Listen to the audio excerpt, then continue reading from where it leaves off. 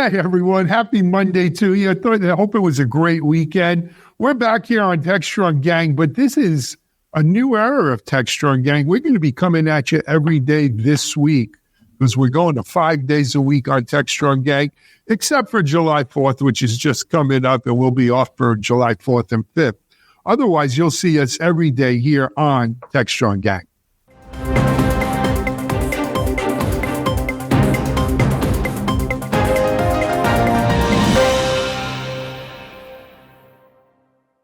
Hi, everyone. I hope you had a great weekend. It's Alan Schimmel for Techstrong back here on Techstrong Gang.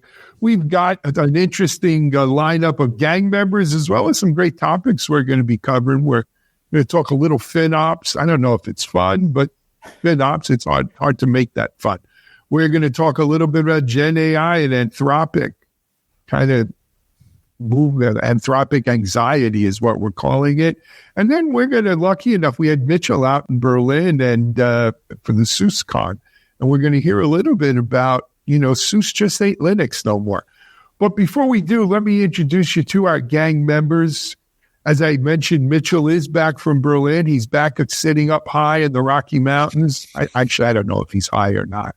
I'm breathing fresh air. But he is breathing some fresh air. Hey, Mitchell, it's good to have you back. Wonderful to see you guys. All righty. Joining Mitchell is the newest member of the Techstrong editorial team. He's a rock star, though, and he joins us from out in the Valley. It's John Swartz. John, welcome. Good to see you. Have you back here. Y'all. Happy to be here again. Did they say you're all in the Valley, or is that more a Southern thing? Interestingly enough, I went to school in the South, and I use the phrase y'all a lot. I try to, too, but that New York mouth of mine, it just doesn't, can't get it right. It's the twang. As well, yeah. It's the twang. Is that what it is? It's a twang. The twang. All right. Speaking of twang, joining us from New Mexico, and you can only imagine, is she on a ranch there with horses? Is she in Albuquerque? She'll never tell. Only her hairdresser knows for sure. Our good friend, Tracy Ragan. Hey, Tracy, how are you? I'm good, and it's great to be back. It's so great to be back. I really love doing this. It's a lot of fun. Absolutely. We loved having Tracy and her husband in Colorado. They were here last week, so we got to... Really? Yeah. Good to see you guys. Excellent. Anyway, so, great gang lineup for today. We've got some interesting topics. The first one is around FinOps, and we labeled it FinOps Fun. I have to tell you the truth. I have a hard time thinking of FinOps as fun. It's like, I remember the worst class I ever took in law school was accounting for lawyers. Worst mark I ever got in law school, too. That explains a lot of things. Yeah, it does probably now that you mention it. But, there's a lot going on in FinOps around Gen AI, but Mike, I'll kick it to you. Yeah, so the folks at the FinOps Foundation had a little conference last week, and they rolled out the 1.0 specification of a thing called Focus, which seeks to normalize all the descriptions and data points that you use to evaluate various cloud services. So you can do more comparisons. You can launch SQL queries against this stuff, and it will come back with some answers about, well, what is this compared to that on, say, AWS versus Microsoft Azure, which is a giant step in the right direction, because today these things are difficult to understand what goes with what and what am I buying versus this one. At the same time, we've seen an outfit called Vega Cloud, which is one of the smaller cloud service providers, now starting to apply Gen AI to FinOps. And they're basically saying, hey, we can use these tools now that we normalize the data to summarize what these services do, to maybe launch some natural language queries so I don't even have to know SQL. We think that this is a step in the right direction. Maybe it's even overdue, but Tracy, you're in the industry. What's your sense of what's going on here, and how much will it help folks? When it comes to crunching numbers, I think AI is perfect for it. Why not? Anything in the area of what we would normally do with a spreadsheet, I think is going to be replaced by AI. And we could probably ask around, and we could find out that there are a lot of spreadsheets trying to track this kind of data. So I'm pretty excited about this space. I think it's an important space, and it will help a lot of organizations moving forward become more adjusted. Let's just say adjusted to tracking costs in this area. So it's a great use. Mitch, I have a quick question, if it's okay, for either Tracy or for Mike. The FinOps Foundation CTO, Mike Fuller, said the goal was to make it simpler for IT teams to track a set of cost metrics that would enable them to better assess the value of various cloud services. I'm wondering, what is the time frame, do you think, on this, and how much could this conceivably save companies? I'm just wondering kind of practically where we are. Well, it's an interesting question because I think it was Flexera maybe last week or the week before had a study out. There's an article on Techstrong ITSM about it that was just saying there's a ton of wastage in the spending in IT organizations, and they specifically cited cloud, where a third of the folks were saying that it was beyond 40%. It was just a huge number of wasted cycles and usage of cloud resources because developers don't really have the best practices for using these VMs and whatever other resources they have, so they tend to leave them on. They don't want to take down some of the stuff that then when they're not using it, and there's no controls and there's no automation underneath that to drive that. So it's actually quite a significant issue. On the other hand, I mean, Mitchell, I'd love to get your opinion in here as well. Some people kind of look at IT these days and they go, well, because it's hard and it's the cloud, we're a little maybe spending money like drunken sailors on a Friday night. But, what's your sense of the actual maturity of organizations when it comes to cloud spending? Well, the cloud sounds like it's one thing, but it's 1,000 things. It's death by 1,000 cuts, right? It could be $999 here. It can be $20,000 here. It's all over the place. And, as much as I don't enjoy spreadsheets, they were the first low code, no code tool, by the way.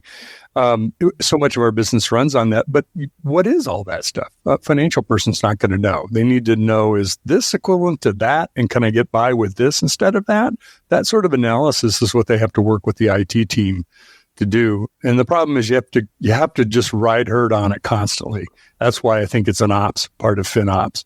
It isn't once a year, let's go do this, because I've tried that and it's easy for it to immediately get out of control because everybody with a credit card in the company is going and buying the next shadow IT service or legit service for IT. So it is a problem because it's not like you're buying $250,000 worth of software from Microsoft. And I know that's a bill that it's going to come due once a year, blah, blah, blah.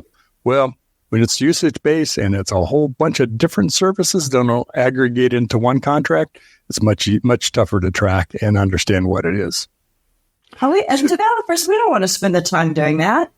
Honestly, we don't want to spend time looking at the costs that we might be facing. But if you put it in our face and say, this VM is costing you this much money, or you've got these clusters that are running and nobody's using it, well, then we'll shut them down, or we'll even get creative and write something to stop it, right? To clean up our environments. We've ran into this at the CD Foundation more than once, and it's not a once-a-year thing. It's like at the end of the month, you're like, how come we spend so much money? So these tools need to put it in our face so that we'll do something about it. Otherwise, we're not. This is not an area that we're going to focus on. We're worried about getting the code out. It's not an area you're going to focus on as an IT person, but the CFO gives a crap. And the rest of them, and the rest of his organization, and those bills get out of control. To your point, Mike, it's unfair to throw dirt on the grave of the developer here, saying it's their fault for not closing these things down.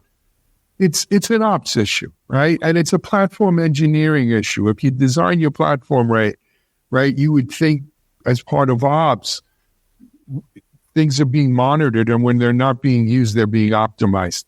But I remember from the very first time when the FinOps Foundation first started, we interviewed the founder of the FinOps Foundation. We usually interview him every year at KubeCon as well. Look, this was always a solution that cried out for AI. Before it was generative AI, it was AI ops or machine learning or whatever you want. But And I think this goes to the heart of the Techstrong ITSM article as well as the AI article around Vega, which is we need to build this into our platform. We need to build it into our operations where we're monitoring constantly our cloud usage. That when something hasn't been used, it's either shut down automatically or a warning goes out that it's going to be shut down automatically, do something. It's an important issue because the amount of money wasted, and the FinOps Foundation has numbers on this, the amount of money wasted on unused cloud resources is in the billions of dollars. As much as AWS or Google or Microsoft don't want you to know that, it's measured in the billions of dollars. And because what has evolved was, why do you use cloud? It wasn't to save money, right? Cloud can cost more. That was part of the argument. The idea behind cloud was the burstability and the elasticity. But what's happened is it's like when you blow up a balloon and you let the air out, it never goes back to the size it was. It's kind of stretched out, right? The cloud seems to be elastic one way. It can keep going bigger and bigger and bigger. Without something like FinOps, you never see it shrinking back down.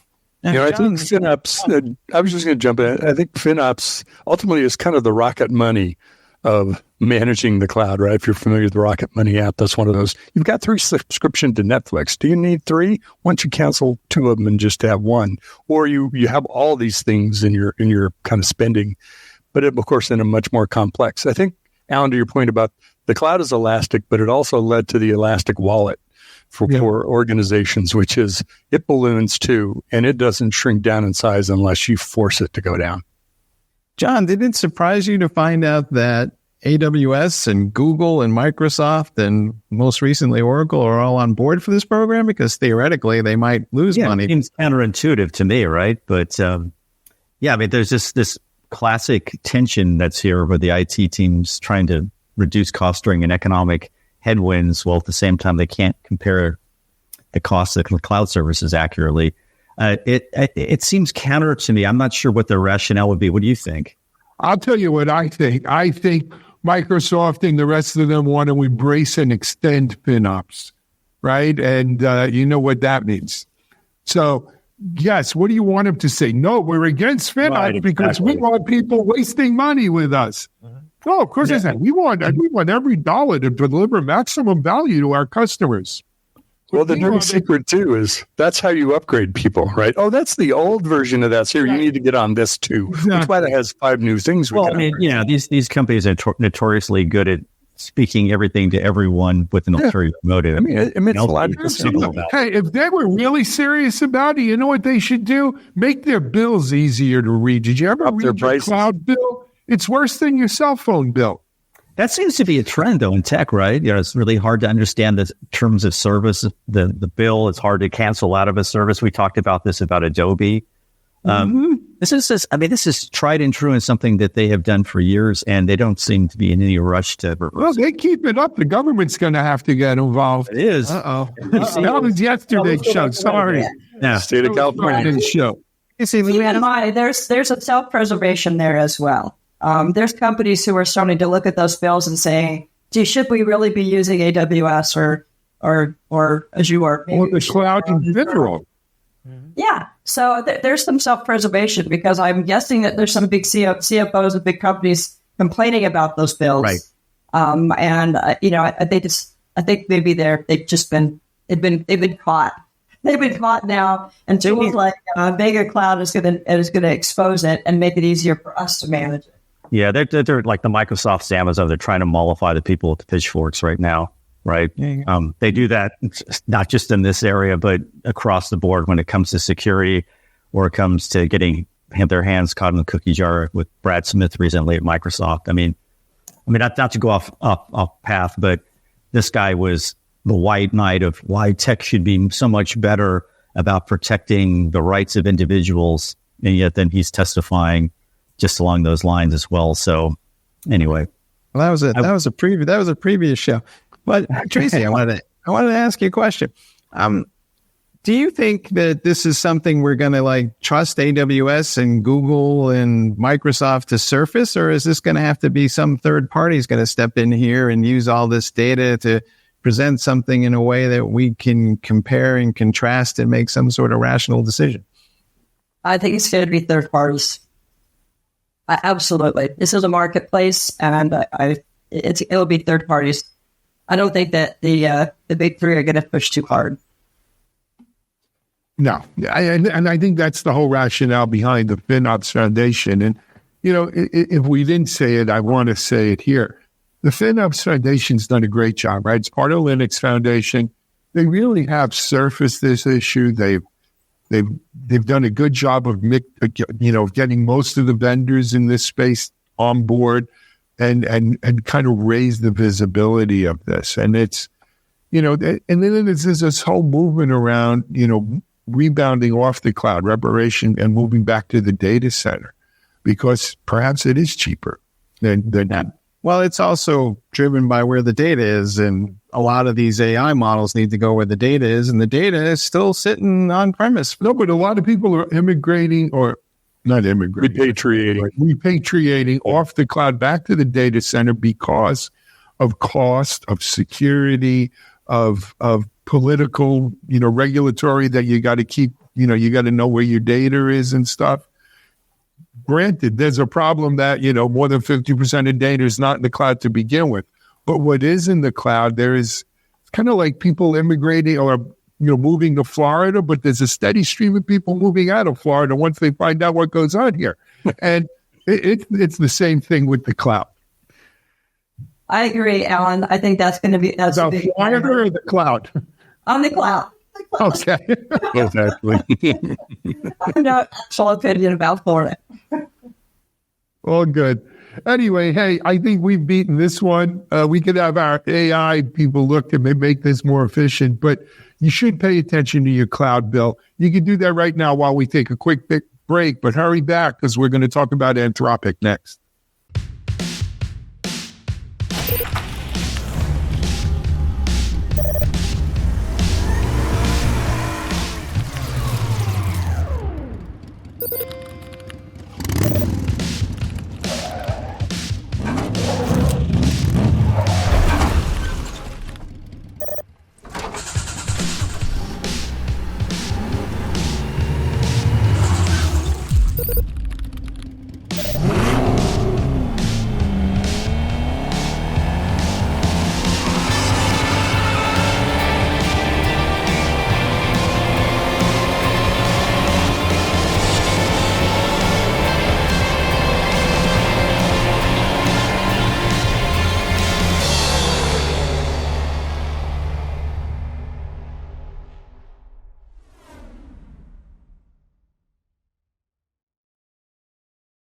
All right, folks, welcome back. We're talking about AI and large language models once again, and most of that conversation has wrapped itself around OpenAI and Microsoft and to a certain extent Google, but there's another player out there called Anthropic, and they are starting to gain some traction. They put out an announcement saying that their models are slightly faster than they were 3 months ago, and I'm not quite clear why that matters, but John, I know you were talking to them recently. What's your sense of what's going on with these guys? They seem to get a lot of coverage, but in terms of actual usage and market share, I don't know.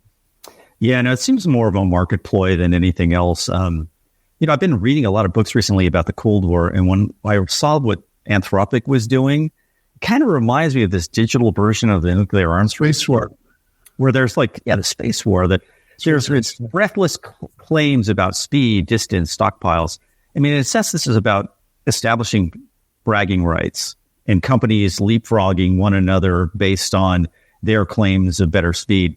Now, think about it. 3 months ago, Anthropic announced a model that now 3 months later, this new one, 3.5 version, Claude Sonnet, is 3.5 times faster in only 3 months. I don't know what that means, but it also they announced an enterprise solution as well on top of that.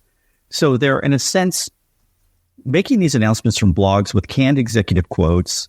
It's basically creating a one-day news event with no critical reporting.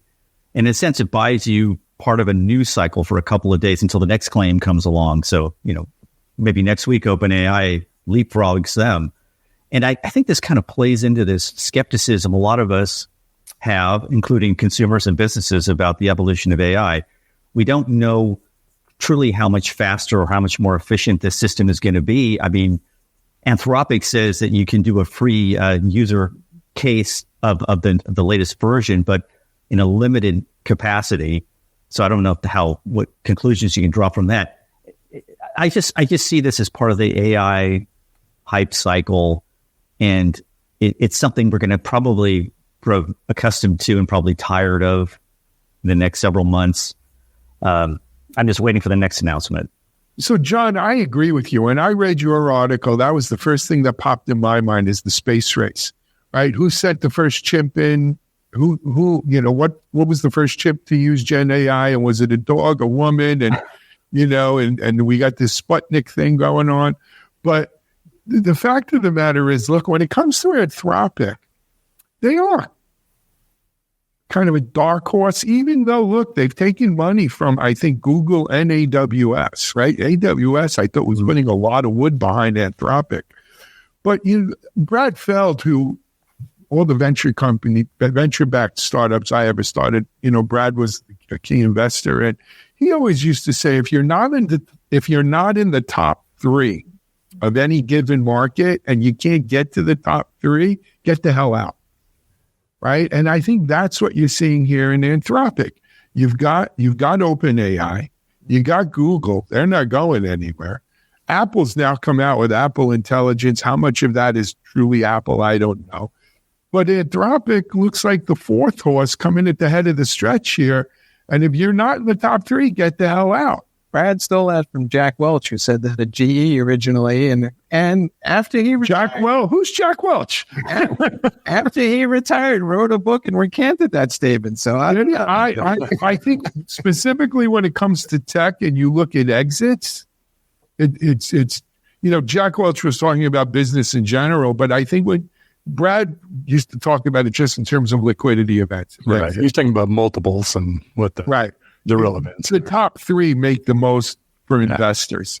I don't know. Sorry, go ahead, Tracy. No. The truth is that this space is moving at the speed of light. There are changes in it all the time. And innovation is required right now. So I think a company, as Alan has pointed out, who might not be on the top 3, they really want to get up to the top 3. They have to innovate at the speed of light. It is an arms race. I don't necessarily, I have not been super excited about some of the innovation coming out of the big companies, the Googles. I mean, it's there, but maybe it's not quite as complete as a small, eager and aggressive company like Anthropic. So in a sense, maybe, yeah.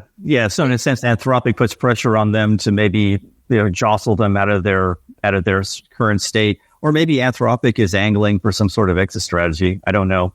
They've raised billions. They raised plenty of money. Yeah. I think Anthropic is definitely legit. I mean, it's Cloud 3, and they're keeping pace. OpenAI tends to take the oxygen out of the room, along with the big folks and with Facebook and Google and others, Apple now. Yeah, I think we're just in this early tumultuous period where, the chips arms race, the LLMs are arm race. There's so many things going on all at once. And I think what I hear, first of all, the balloon's kind of falling off the AI rose. Say we get really bad answers out of it and we can't rely on those things. Well, yeah, that kind of happens with large language models that train on massive amounts of data. Most people I talk to right now are trying to figure out, one, how should I go with smaller language models, things that either I can train or control my data going into, and kind of get away from the wide, broad answers that you'll get from the really large models.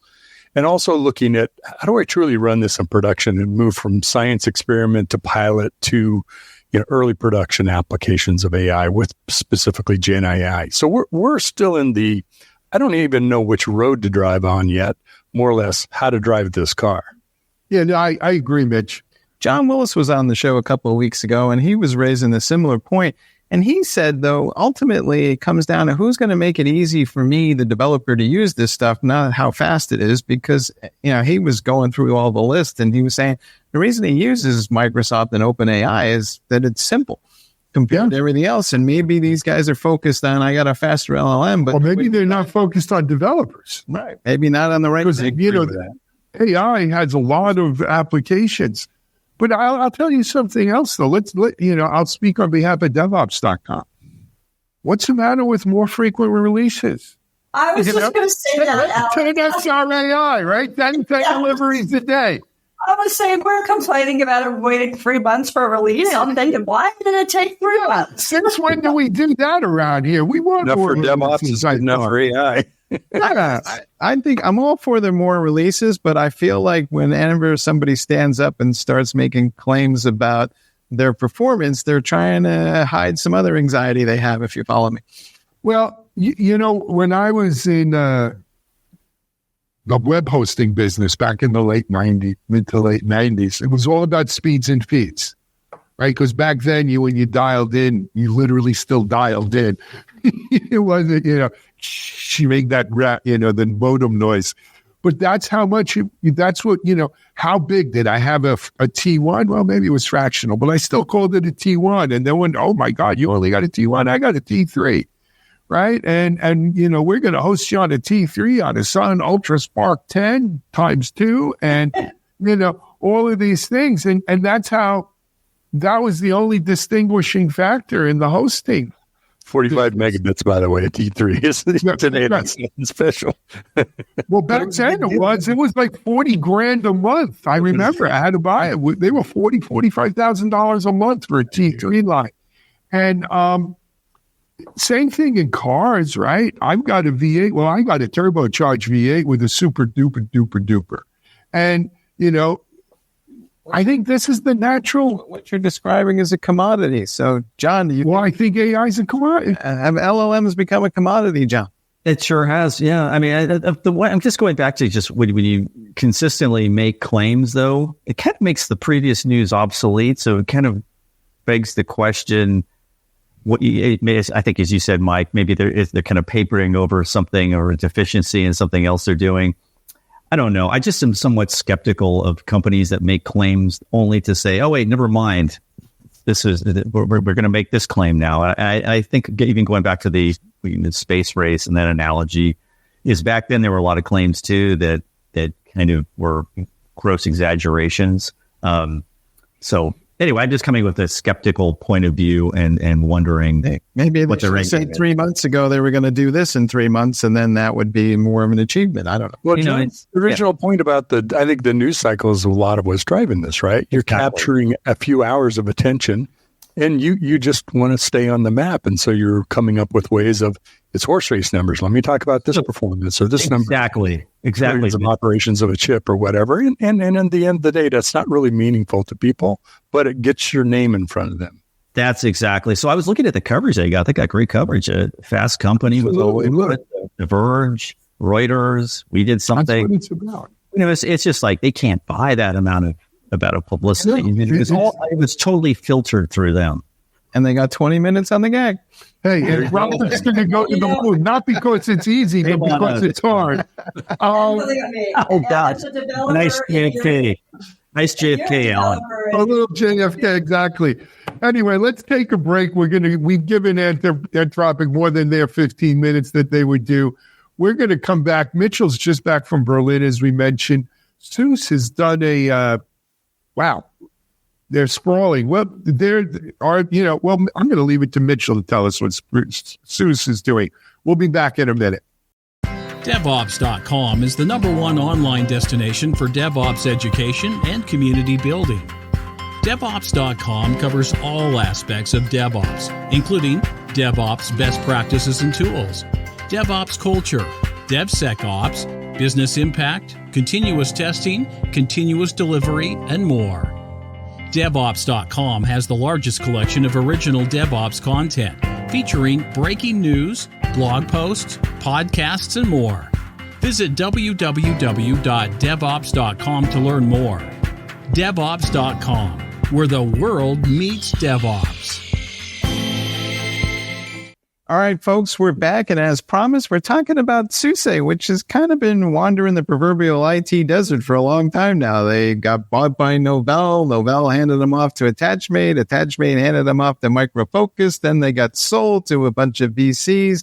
And now they're coming full round. And in all of that, they seem to somehow or other remain relevant. So, Mitch, you were in Berlin hanging out with these guys. What's your take? It was real interesting, the juxtaposition of 2023 versus 2024.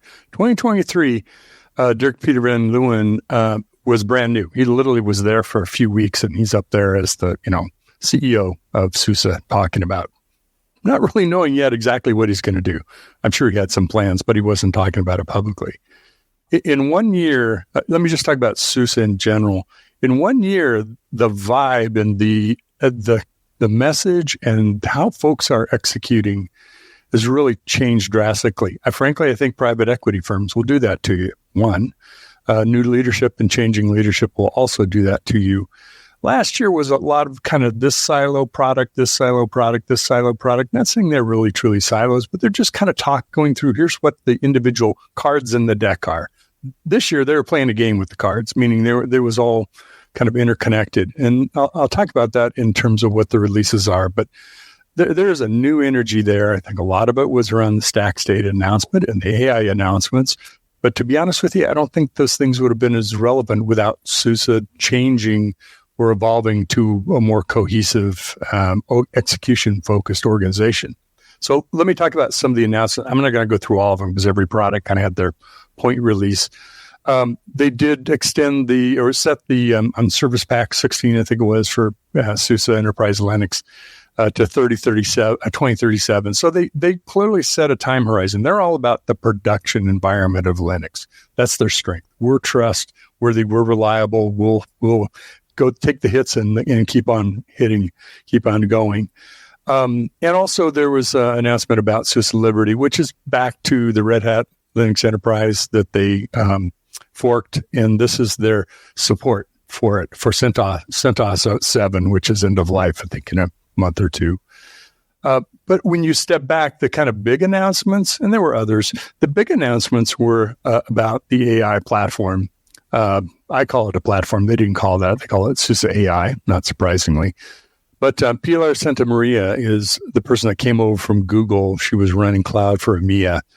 And what they put together is not another LLM, not another chatbot for AI. What they put together is, here's how the entire platform of SUSE technology, from SUSE Enterprise Linux and the pieces of that, and the SUSE Manager for managing all those things, Rancher, etc. Here's how we have configured this kind of in a subset way to run production-ready, run AI applications, Gen AI specifically. So if you're looking for a path of production from beyond what I said before about the science experiment, the pilot, to the early app, to how do I really run this? That's what they're trying to present their customers, which I think is really smart. It's infrastructure operations for AI. That was a big announcement. Of course, the big kind of surprise for everybody, of course, was the acquisition of StackState. We know Andreas Prinz from companies ago, as well as StackState. That deal was just signed the day before the conference opened. And actually, the dating started back in KubeCon in Paris when we were all there doing other things. Mm-hmm. And StackState's going to become Rancher observability. It's not going to stay a different product or a different brand. Yeah, no, it's going to fold into Rancher. So they already were a partner working with them. So I have some thoughts about that, but we'll get to that in a moment. Go ahead, Alan. So, Mitchell, first of all, I got to tell you, you did a great, you were there. I mean, just following along on your LinkedIn post, it was a great job of the coverage. So thanks very much. I felt like I was almost there. When I look, first of all, is it SUSE or SUSE? I always pronounce it as SUSE. They say SUSE over there. SUSE. Most of what I heard was Mike has that Bronx accent. He says SUSE. He puts an R at the end of everything, it's from the Bronx. But that being said, here's what I say. First of all, major kudos to the SUSE team, because they've expanded beyond Linux, right? We used to just think of SUSE, the chameleon, and SUSE Linux. Within Linux, they've done a great job, because I think Red Hat fumbled. with CentOS and that. And I think SUSE did a great job of recovering that fumble, and they're going to try to run that into the end zone and spike it. But beyond the Linux, this started with Rancher a few years ago. They've made a big push to become a huge cloud native player. And I think that's what StateStack is all about, this move to AI, obviously. They are, I think, more than any of the other, Linux distros out there, and we try to cover them all. They've done a good job of going beyond Linux. And, they're a cloud native player for sure. And this kind of doubles down on that. But at the same time, Red Hat is still probably their biggest competitor within the Linux world. And they, as I said, they recovered that fumble, it seems. I give them a ton of credit for really, as you said, wandering the desert for 40 years to, reaching the Holy Land here. Also give them credit for staying on the open source bandwagon. Yeah. They reinforced that with StackState. It will be open sourced. They haven't announced when, but they will make an announcement about that. And right up front, it'll be open source. We believe that the whole thing was choice. So the thing was about open source. I think that's a big part of their message too, is, let Red Hat be Red Hat. We're going to be open source. Mitchell, did you get a sense that this is kind of devolving into, they are open source in Europe and Red Hat is open source in North America? Are we starting to see some geography centered? No, I think the open source community is pissed at Red Hat because Red Hat, like Hashi, moving away from classic open source, and SUSE is a champion of them. Mitch, if you feel differently, go ahead. No, I agree with that. And I think acquiring a US-based StackState helps with kind of expanding the geography. They're clearly, very well established in Europe, and they're in the US too, but not like Red Hat. Their base is SAP applications running on SUSE, of course, which runs everywhere in the world. But I think it is a play to expand geography and build a community beyond just strength in Europe and hit the shores of the U.S. much harder. Hey, Mitchell, I was going to ask you about that. I was wondering, since this company is not as well known or relatively obscure in the U.S. compared to Red Hat, do you think this has any appreciable impact on them trying to gain some sort of market share or brand name recognition based on what they've done in the U.S.? Absolutely. I think StackState will help them be better known. I mean, not that they are. They're sort of known in the operations infrastructure part of IT, right? They're not the Red Hat brand in terms of rolling off everybody's tongue as much. But if you've been around, you know about SUSE, and it's because it started in 92 or 93, something like that. But I think they are. When you looked at the people attending the conference, of course, it was very well attended from from folks in the European Union, but also there were a lot of Americans there. Right? There were a lot of people on the planes. Right, I sat next to three people, including Keith Basil, who's the GM for the Edge business unit. He's literally sitting across the aisle from me. There were a lot of people traveling from the U.S. to go to this conference, and they're moving the next conference. I think it's in November, if I remember right. No, it's in April of 2025 in Orlando. Wow. So, Mitchell, I'm going to disagree on the StackState piece. First of all, StackState's hardly a household word in the U.S., Mexico, or anywhere else in the world. Their CEO and their development team were all based in Amsterdam and in Europe. Yeah, they had some marketing folks that we know based here in the U.S., but they weren't. The StackState acquisition isn't going to give them a ton of U.S. exposure.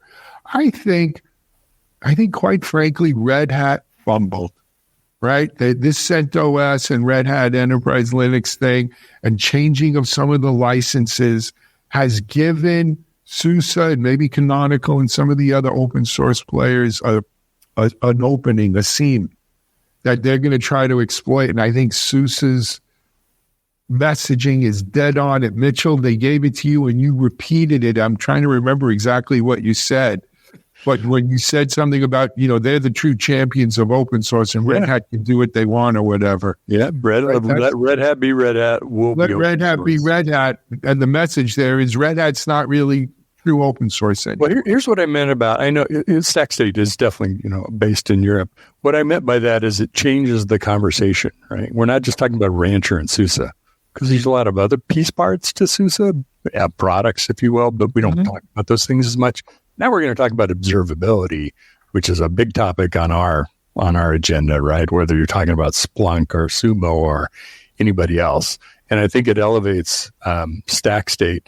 The fact that they're going to not call it StackState, they've got to elevate that brand now in Rancher observability, but they got a whole new story to tell. They have a whole new visibility to show what's happening across the infrastructure, the application, Kubernetes, all that stuff that they just struggle to do with Rancher alone. Tracy, are these guys on your radar screen? Because sometimes I talk to people and they go, "Oh yeah, I remember them. They're still around." You mean StackState? Well, StackState. Yeah, but let me talk about StackState first, because I did run into them and I looked at their product and I was pretty excited about it. It provides information and does aggregation of some of the data that we've always talked about. So it's a really good alternative. Since it will become open source, it's a really great open source observability tool. Not that OpenTelemetry is bad or any of the other ones are bad, but I think it's going to push that market in a really positive way. Now, they also emphasize eBPF as well as OpenTelemetry as their main data input format. Yeah. But, I haven't even thought about SUSE in so long. I think this conversation kind of reminded me they were out there. And I knew they were big in Europe, but I've been so involved in the Linux Foundation and working with the folks at Red Hat, I haven't even thought of them. So as Mitch has pointed out, this particular kind of launch and kind of, rebranding or pivoting and having this discussion, I think it's going to be very exciting for the open source community in this particular space, because sometimes I don't feel like we have a lot of options, to be honest. And bringing SUSE back into the picture, I think, is a really good move for this the open source community in general, and the enterprise Linux community, because we need options. We really do. Absolutely. Hey guys, we're about out of time. Look, good for SUSE. They seem to be on the right path, and to applaud them. And Mitchell, great job covering that over at in Berlin. I think that's going to wrap our Monday here. Can I put in one plug for Techstrong TV? On Tuesday, my exclusive interview with Chris Betts, the CISO at AWS, will be airing as part of CISO Talk. So be sure to check out that. I was very impressed with his keynote during AWS Reinforce. So it's a good recap in some ways of what he talked about. So definitely check that out on Techstrong TV. Coming tomorrow. Speaking of Techstrong TV, of course, we have a full Techstrong TV schedule following Techstrong Gang here, as we always do.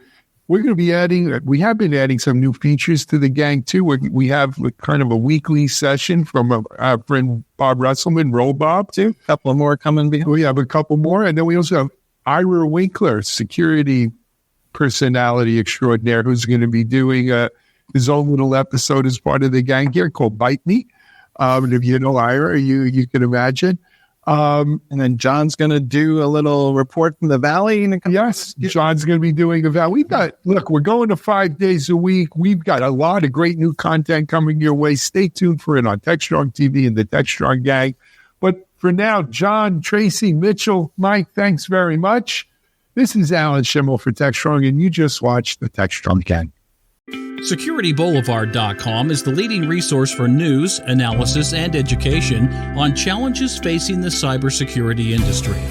SecurityBoulevard.com covers all aspects of cybersecurity, including data security, DevSecOps, cloud security, application security, network security, security threats, and more. SecurityBoulevard.com has the largest selection of security content, featuring breaking news, blog posts, podcasts, and more. Visit www.securityboulevard.com to learn more. SecurityBoulevard.com, home of Security Bloggers Network.